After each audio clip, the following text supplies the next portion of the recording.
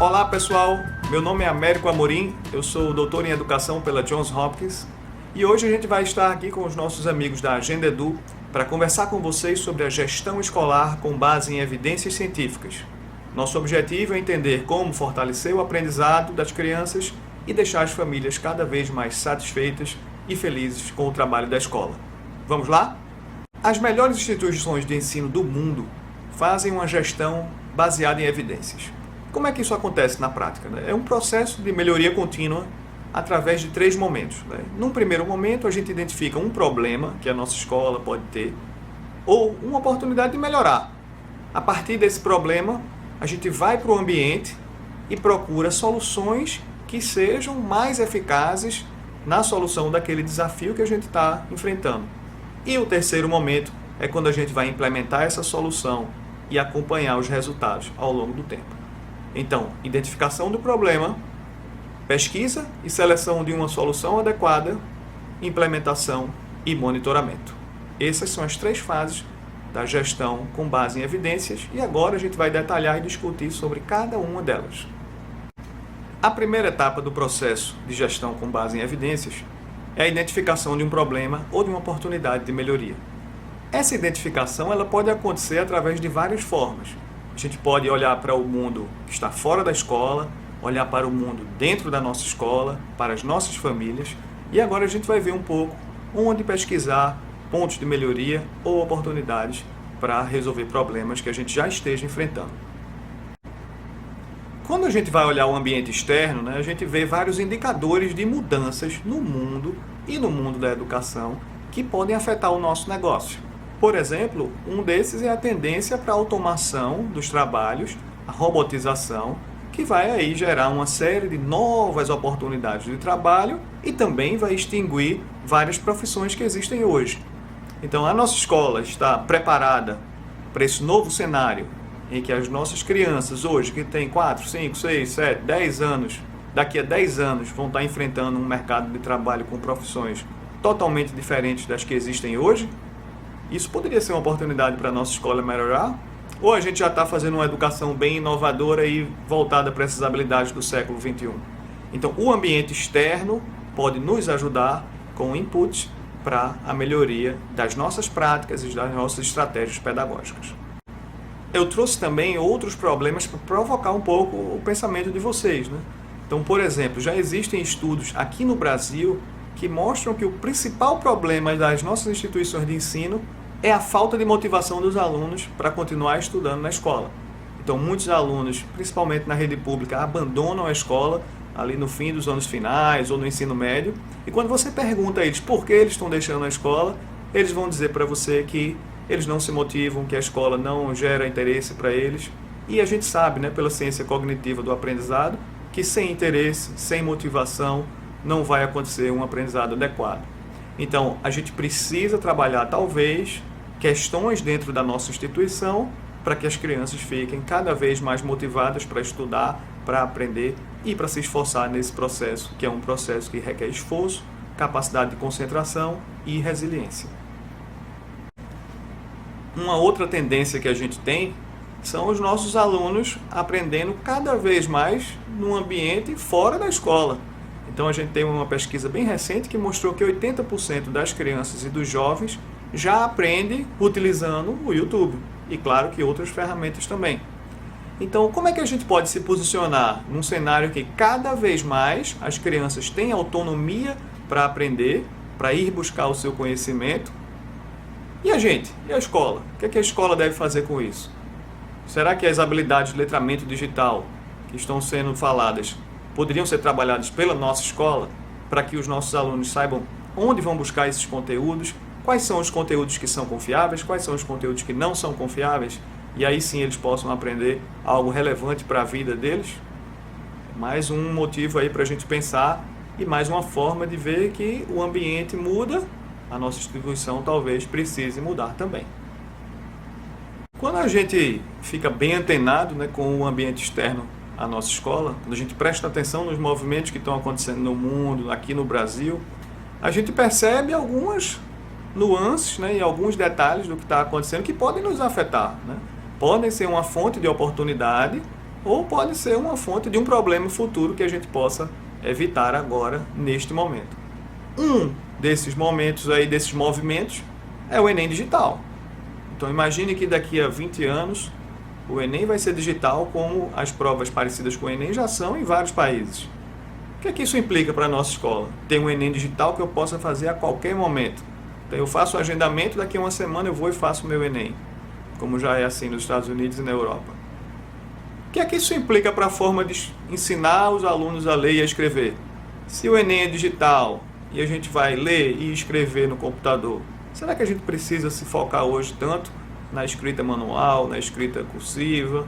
São questões que a gente precisa ponderar na hora de fazer o nosso planejamento. Uma outra tendência muito forte que pode afetar nossas escolas é a queda na taxa de natalidade. Então agora no nosso país a gente não tem uma população mais crescendo aceleradamente, a gente já começa a ter uma população estável e no futuro a nossa população vai começar a decair.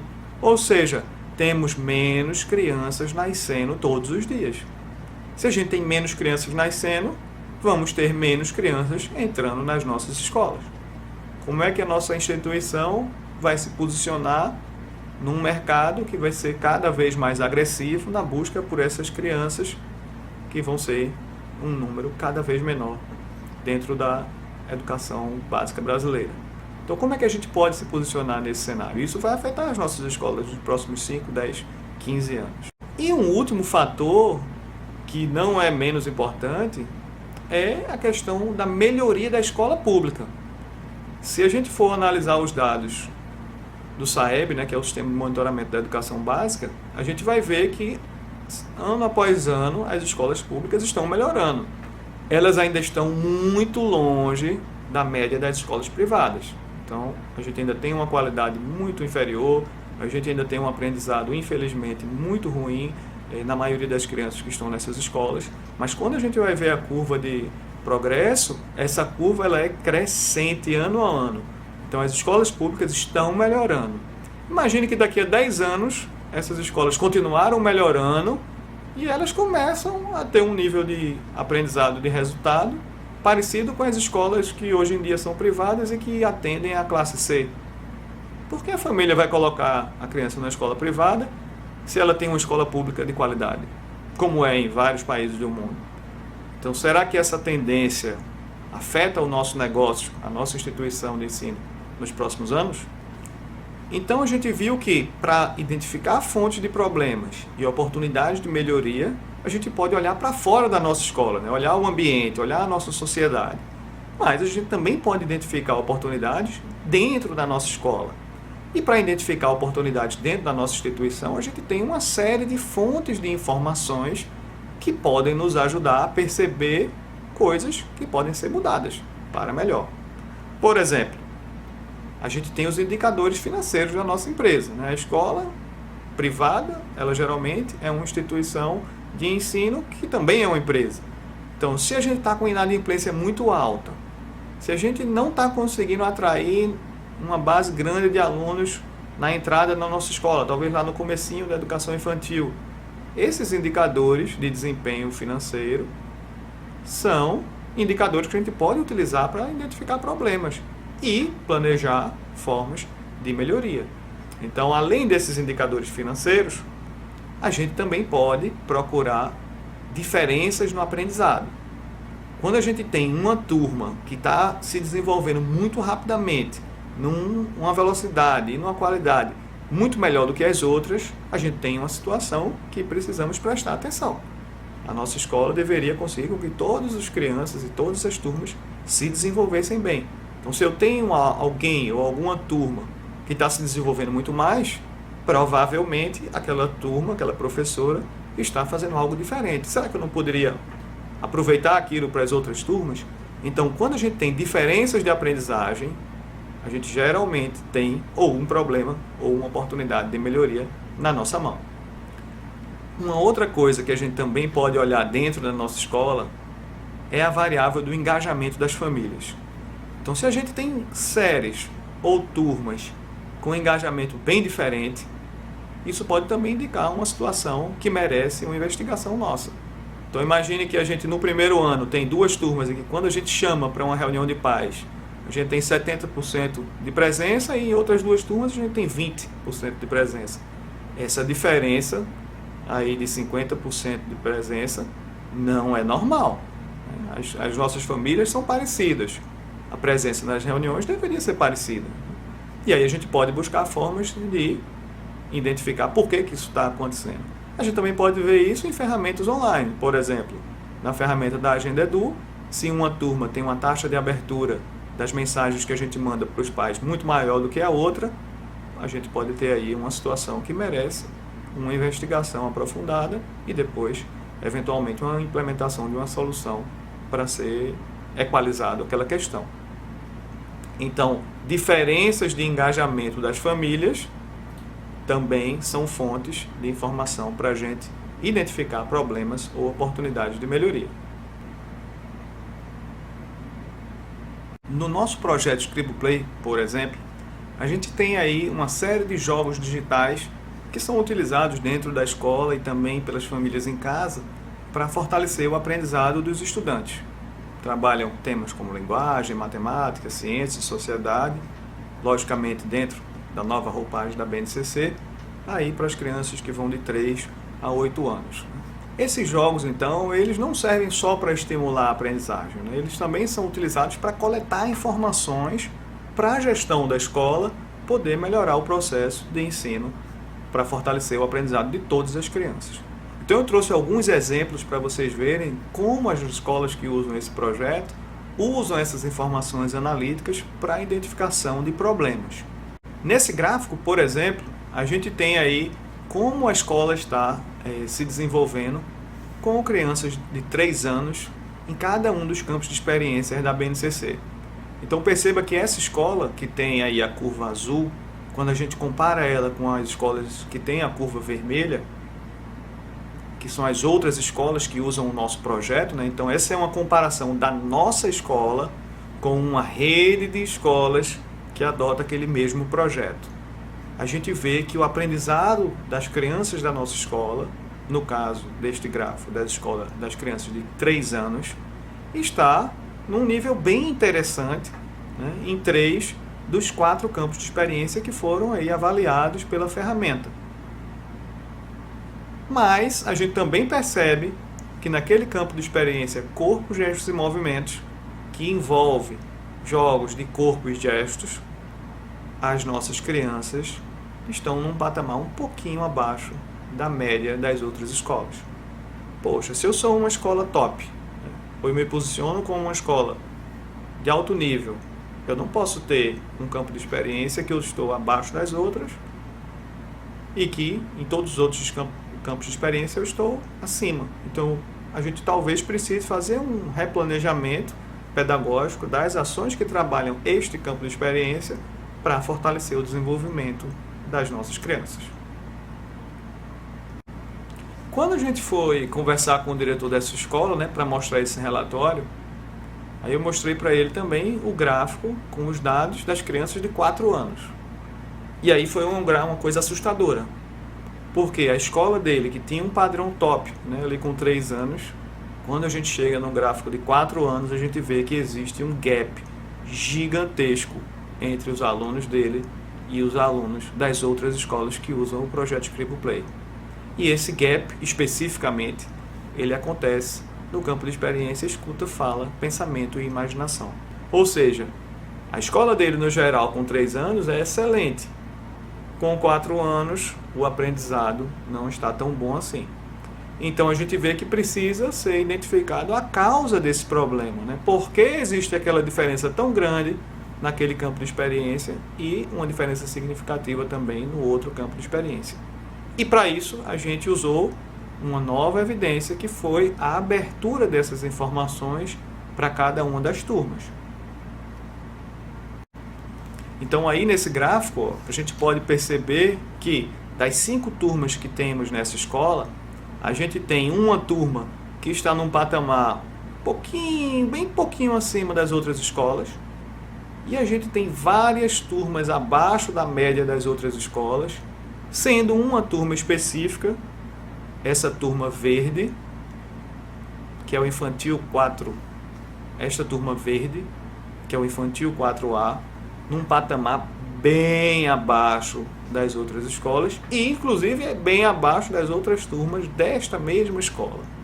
Então a gente identificou que temos aí 3 turmas com um problema crítico e outras 2 turmas que podem ainda melhorar para poder passar as outras escolas, neste campo de experiência.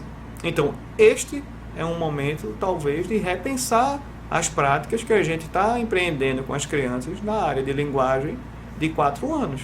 Porque a gente está vendo que temos, de 5 turmas, 3 que estão num nível muito baixo de aprendizado e outras 2 que ainda podem ser muito melhores. E aí, como é que a gente faz uma intervenção nisso, né? A gente tirou mais informações e a gente entrega isso para as escolas, que são informações específicas de cada turma, né? Então eu trouxe um exemplo só para mostrar para vocês como a gente entrega esse tipo de dado para uma tomadora de decisão num nível da coordenação, por exemplo, poder conversar com os professores e pensar em como melhorar esse processo de aprendizagem. E aí está a imagem desse relatório. A gente traz para a professora todas as habilidades, né, que foram trabalhadas com aquela turma dela naquele bimestre ou naquele trimestre. E aí a gente agrupa essas habilidades em habilidades que aquela turma, em relação a ela própria, está forte, aquilo que já está quase que desenvolvido e aquelas habilidades que ela ainda está bem fraquinha. Então, nesse processo, a gente pode ter uma conversa entre a coordenadora e a professora daquela turma para avaliar aquelas habilidades que estão fracas e pensar em como a gente pode fortalecê-las. Nesse caso aí, aquela turma tinha um problema com uma habilidade de rima, que é uma habilidade essencial do processo de alfabetização, né?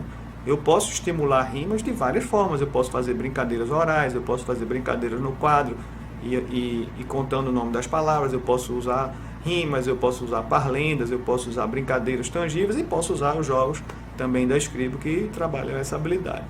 Então a gente talvez precise dedicar um pouco mais de tempo com as turmas de 4 anos para trabalhar rimas, porque eles ainda não desenvolveram essa habilidade e essa é uma das habilidades de consciência fonológica que são essenciais no processo de alfabetização para que a criança consiga aprender a ler e a escrever no tempo correto. Então, pessoal, a gente já viu que a gente pode identificar oportunidades de melhoria e problemas no ambiente externo, na sociedade, e a gente viu que também podemos identificar essas oportunidades e problemas dentro da nossa escola. Agora vamos identificar como é que a gente faz a busca por soluções eficazes para poder resolver essas situações. Quando a gente fala numa solução eficaz, ela é uma solução que tem algumas características específicas, né? Ela tem que ser uma solução que já foi demonstrado em outras instituições de ensino, que ela realmente resolve aquele problema. Então, se eu tenho um problema de aprendizagem de consciência fonológica, eu preciso buscar uma solução que seja eficaz em desenvolver a consciência fonológica das crianças. Preciso buscar algo que já tenha sido provado em várias instituições que funciona. Essas soluções eficazes, geralmente, elas não são padronizadas. Elas são soluções que se adaptam ao contexto daquela escola. Então, quando a gente tem algo que é muito fechado, não pode ser ajustado, não pode ser personalizado, geralmente essa solução não vai ser a melhor para a gente. As soluções que são ajustáveis, personalizáveis para as nossas necessidades e para a nossa realidade da nossa escola, geralmente são as mais interessantes e as mais efetivas. E lógico, uma solução para ela ser eficaz, ela precisa dar à nossa instituição um bom suporte, né? Então, se a gente vai fazer algo para mudar, por exemplo, a forma de atrair os nossos alunos, né, captar novos alunos, e a gente vai fazer algo diferente que a gente não entende, ou que a gente não conhece ainda, a gente precisa de um suporte muito bom daquela empresa, ou daquela pessoa, ou daquela consultoria que vai trabalhar com a gente. A mesma coisa na área pedagógica. Se a gente vai adotar uma nova ferramenta, uma nova sistemática de trabalho, um novo sistema, a gente precisa de um suporte constante e super presente para nos ajudar a implementar aquela solução da forma correta para que a gente tenha um resultado e que esse resultado seja bom para a escola, para as crianças, para os professores e para as famílias. Uma das formas que a gente tem para identificar soluções efetivas é buscar algo que já tenha sido validado cientificamente. Então, hoje, quando a gente pensa em aprendizagem, a gente tem uma série de pesquisas que estão sendo feitas no mundo e no Brasil sobre como as crianças aprendem, sobre soluções educacionais que funcionam melhor ou pior. Então, a gente tem evidências que são geradas hoje para a gente por pesquisadores de várias áreas. Pesquisadores de pedagogia, pesquisadores da psicologia cognitiva, pesquisadores de disciplinas mais de humanas, como história, geografia. Esse pessoal tem trazido muitos elementos para a ciência do aprendizado. E a gente tem disciplinas novas, né? A ciência da computação, trazendo análise de dados, que podem nos ajudar na tomada de decisão. A gente tem um pessoal de design, desenhando livros didáticos, jogos digitais, isso, ferramentas de suporte que sejam mais efetivas no aprendizado. Ou seja, a gente tem que buscar evidências que tragam embasamento teórico e prático para fortalecer o nosso aprendizado. E esse embasamento, ele não pode simplesmente ser um discurso, né, de quem fez a tecnologia, né? Ou um discurso de um especialista, um professor que diga que é melhor fazer o processo de alfabetização dessa forma do que daquela, né? A gente precisa ter evidências científicas que se sustentem para a gente tomar decisões seguras, inclusive de fazer investimentos, né? Então a gente não pode gastar recursos da nossa escola com algo que não vai dar resultado. Ou a gente não pode gastar tempo, foco, esforço das nossas professoras e dos nossos alunos numa metodologia ou num processo que talvez não seja o mais interessante. E aí, para a gente avaliar esse tipo de evidência, né, a gente pode recorrer à ciência. Então, as evidências científicas, elas têm uma hierarquia, elas têm uma progressão que mostram o que é que funciona, o que é que não funciona no processo de aprendizagem. Então, por exemplo, se a gente vai e conversa com um expert, né, um professor de uma universidade, um pesquisador, e ele dá para a gente uma opinião, olha, eu acho que é melhor você alfabetizar desse jeito do que daquele jeito. Ou eu acho que você deve fazer suas salas de aula com janelas grandes para entrar a luz do sol. Outro vai dizer que não, você tem que fechar as suas salas todas. Não pode ter janela, você tem que fazer tudo fechado para focar a concentração das crianças. E aí?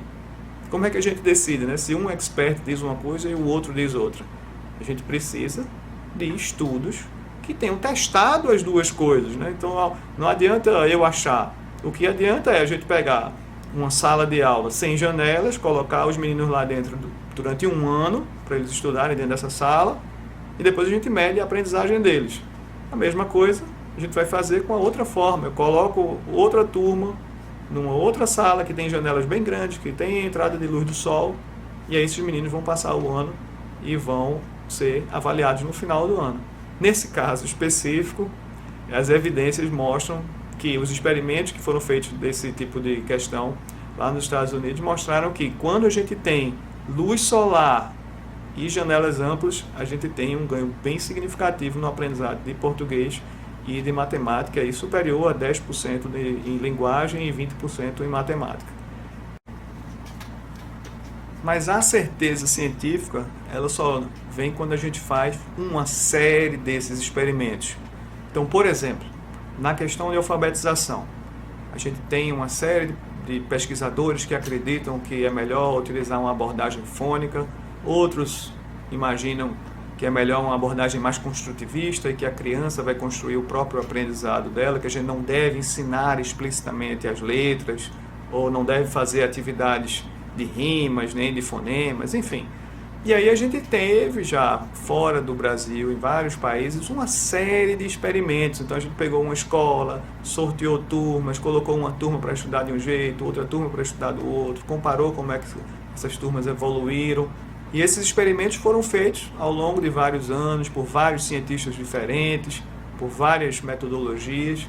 E aí, no fim, o que é que a ciência faz, né? A gente faz o que a gente chama de revisão sistemática ou uma meta-análise, que é a junção desses vários resultados que foram coletados ao longo dos anos por cientistas diferentes, de países diferentes, buscando uma resposta para aquela pergunta. No caso da alfabetização, a resposta foi: quando a gente tem crianças na educação infantil, em que a gente dá liberdade para elas brincarem de uma forma lúdica, mas que a gente também estimula a consciência fonológica, com brincadeiras de sílabas, brincadeiras sobre rimas, brincadeiras sobre os fonemas, a gente tem uma aprendizagem que é o dobro do que aquelas escolas que deixam as crianças livres e que não têm uma intencionalidade nas ações pedagógicas que são tomadas no processo de alfabetização. A gente só faz leituras, só faz reflexões, isso não dá tanto resultado como quando a gente faz as leituras, a gente deixa as crianças brincarem com a linguagem, a gente ensina o uso social da linguagem, mas a gente também sistematicamente trabalha o conhecimento da consciência fonológica, essas habilidades que estão dentro dessa ideia. A gente trabalha o conhecimento sobre as letras, o conhecimento sobre os sons das letras e assim vai. Então, as revisões sistemáticas juntam resultados de várias pesquisas e aí dão para a gente uma certeza do que é melhor a gente implementar. Então, sempre que você se deparar com uma questão pedagógica que precisa ser resolvida, busque experimentos controlados ou meta-análises ou revisões sistemáticas, porque aí é onde vai estar a resposta mais segura para a gente. A gente não pode acreditar só numa opinião de um pesquisador ou só numa pesquisa pequena, um estudozinho feito com 3, 4, 5 turmas. A gente precisa realmente de dados que tenham segurança, porque a gente está dentro da nossa escola, trabalhando o nosso futuro, né, como empreendedores, mas também garantindo o futuro do aprendizado das nossas crianças. Então a gente precisa ter responsabilidade e precisa tomar boas decisões e decisões embasadas. Um exemplo bem interessante aqui do Brasil sobre o uso de evidências foi o experimento que a gente já fez tanto na rede pública quanto na rede privada sobre o uso dos jogos de consciência fonológica da Scribo. Então, na nossa primeira pesquisa, a gente fez um experimento com 749 crianças. Essas crianças eram de 17 escolas, de 62 professoras, 62 turmas, em 5 cidades. E aí a gente fez uma diagnose para saber como essas crianças estavam se desenvolvendo no processo de leitura de palavras e escrita de palavras. Elas tinham 4 anos e meio. E aí depois disso a gente fez um sorteio. Metade dessas turmas jogaram uma sequência de 20 jogos de consciência fonológica e a outra metade das turmas não jogou, continuou fazendo as atividades que a escola já fazia. E aí dentro desse processo de estimulação, o que é que a gente viu? Quando chegou no final do ano, que aquelas turmas que foram sorteadas jogaram os 20 jogos, a gente fez uma diagnose com todas as crianças de novo. Então a gente passou a ter como estava cada criança antes e depois no final do semestre. E aí a gente viu que as crianças que jogaram os jogos de consciência fonológica avançaram 68% a mais em leitura e 48% a mais em escrita do que as crianças que não utilizaram esses jogos e não fizeram essas atividades. Ou seja, aquilo que já se tinha pesquisado no mundo inteiro, que a consciência fonológica é essencial no processo de aprendizagem, a gente notou e identificou e quantificou aqui no Brasil como isso aconteceu. Então, o uso de evidências nos traz grande possibilidade de sucesso, né? E essa foi uma das pesquisas que foi feita já com o nosso aplicativo Scribo Play. Ela foi publicada no Educational Researcher, que é o principal jornal científico de divulgação das pesquisas do mundo de educação. E a gente já depois fez uma segunda pesquisa na rede pública, o resultado foi ainda melhor. E no futuro a gente marca um outro momento para conversar sobre isso. Mas as escolas que usam, então, evidências e tomam boas decisões, têm ganhos de aprendizagem ou ganhos de gestão que são muito superiores àquelas que não usam. Um outro fator bem importante que a gente precisa analisar quando a gente vai avaliar uma solução para um problema é se aquela solução ela se adapta ao nosso contexto. Então, na minha escola eu tenho situações e necessidades específicas. Será que aquela solução se adapta ao que eu preciso?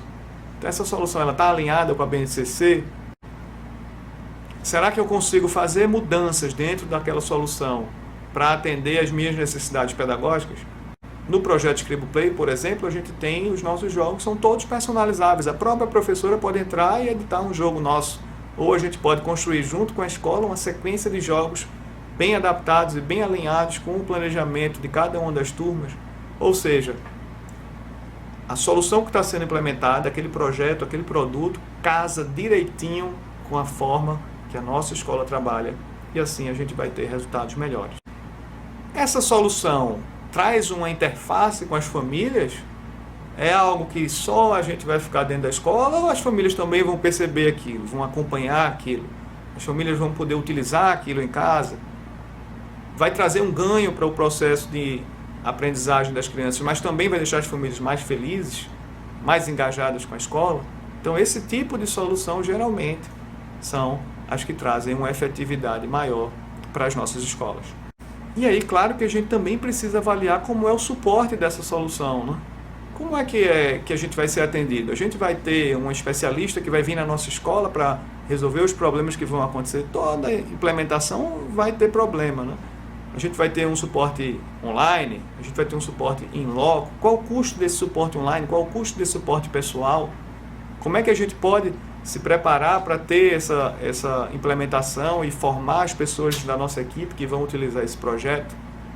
A gente vai ter alguém que essa solução oferece para sentar com a gente, né, com a direção da escola e discutir estrategicamente como a escola pode avançar? E aí a gente está falando de alguém de alto nível, né? A gente não está falando de uma pessoa recém-formada ou que não tem experiência em gestão, né? Se a solução oferece um bom nível de suporte, se ela é acessível e ela tem uma pessoa ou um grupo de pessoas que pode ajudar a gente a tomar decisões estratégicas, numa abordagem bem consultiva, geralmente essa solução é a solução que vai ter uma efetividade maior. A gente na Scribo busca sempre desenvolver esses 3 trabalhos com as nossas escolas e é isso que faz o nosso projeto crescer tanto e ser tão querido dentro das instituições de ensino. Então é isso, pessoal. A gestão com base em evidências ela é focada em identificar problemas, encontrar as soluções mais eficazes e implementar essas soluções. Durante a implementação, a gente usa todos os indicadores e as características daquela solução para monitorar o que está acontecendo e avaliar os resultados, se estão de acordo com o que a gente esperava e como é que a gente pode partir para um novo ciclo de melhoria. Esse processo, então, ele é contínuo dentro da escola e a gente vai ter que sempre estar monitorando o nosso ambiente externo, o nosso ambiente interno, identificando situações que são prioritárias, buscando soluções com base em evidências para resolver essas situações e implementando essas soluções. Eu espero que essa apresentação tenha dado alguns insights aí para vocês, né, que leve vocês a pensarem cada vez mais em como melhorar as nossas escolas, como melhorar o aprendizado dos estudantes e mandem aí para a gente depois as dúvidas para que a gente possa ir conversando e trocando ideias. Um abração, até a próxima.